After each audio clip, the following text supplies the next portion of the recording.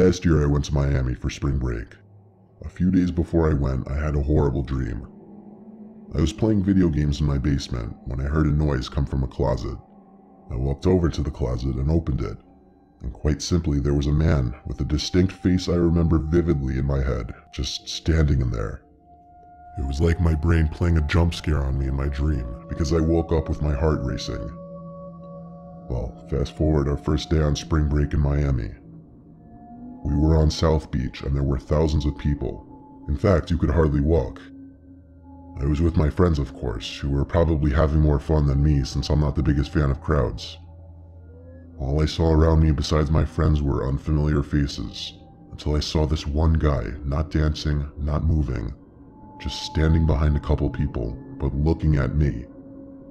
I made eye contact with him for maybe 3 seconds before looking away and moving closer to my friends.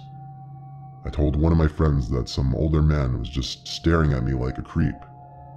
When we looked at where he was standing, he was gone.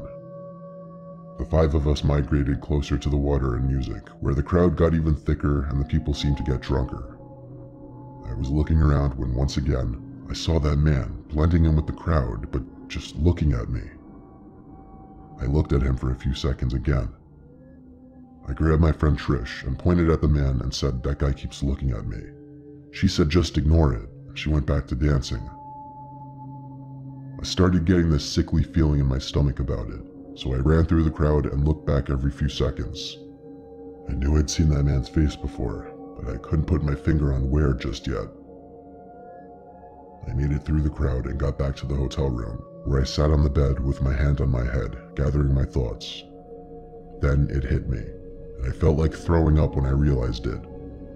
It was the man from my dream, the man who was in the closet. I texted my friend Trish and waited a few minutes for her to answer.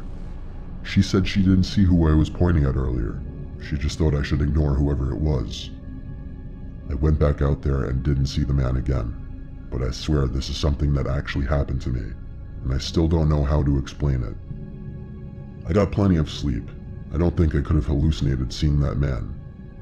But how could I see a man who had literally been in a dream I had a couple nights before? It is easily the scariest and most unreal thing that's ever happened to me in my life.